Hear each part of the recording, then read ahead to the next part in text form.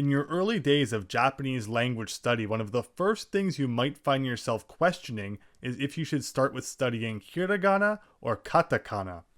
Of course, eventually, you'll have to learn them both. And if you've watched any other videos from Itsudemo Japanese, you'll have already heard that the sooner you learn them, the better. However, for someone just getting into the language, it can seem like a daunting task, especially if you're not sure which one to start with. Each syllabary has 46 characters with the same pronunciations, meaning that every hiragana character has a katakana equivalent and vice versa.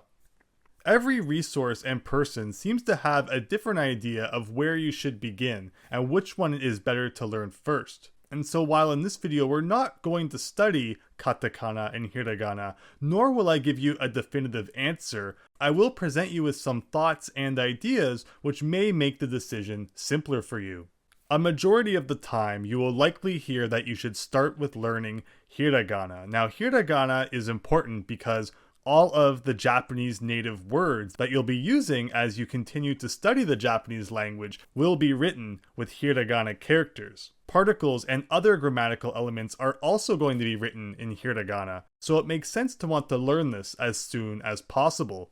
Another way to look at things though is that while the hill to learn all of these kana characters can be quite steep, especially when you're just getting introduced to the language, and in these earlier stages, one of the most important things is finding ways to stay motivated. If you already have some Japanese language background, already know some Japanese words, already have some basic sentence structure down, then starting with hiragana makes a lot of sense, as you can instantly start applying it to those situations.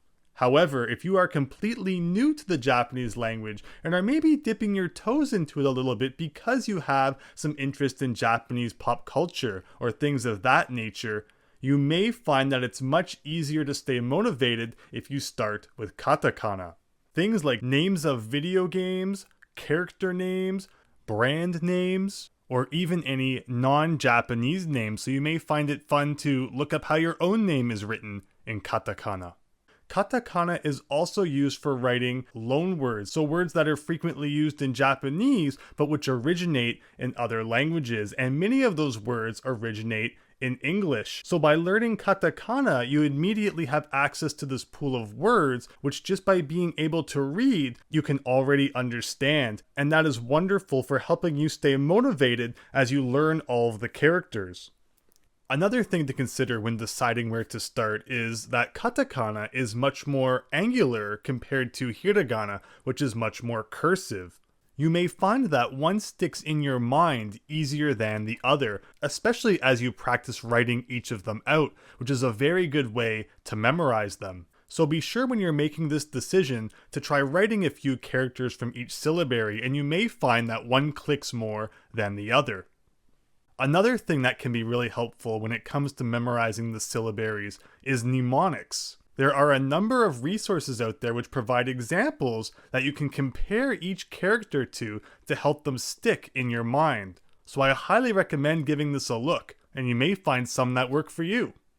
So on top of that, frequent practice, frequent writing, and even things like flashcards are also very helpful.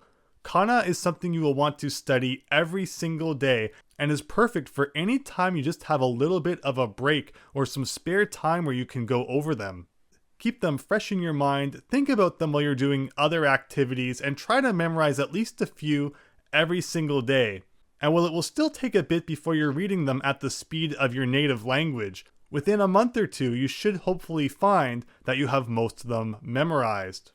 Again though, this can seem like a big hill for the early stages of Japanese learning, and unfortunately there's no easy way around it. It is something that you'll have to get down. But if you can get over that hill and get hiragana and katakana memorized, it will make the rest of your Japanese language journey so much more enjoyable. Thank you very much for watching this video on hiragana and katakana and which one you might want to start studying with.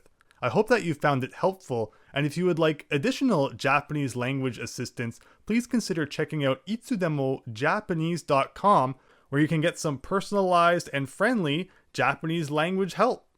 Please also consider liking and subscribing if you enjoyed the video and found it helpful, as it will help get more of my content to your feed. So with that, thank you again for watching, and I wish you all the best on your Japanese language journey.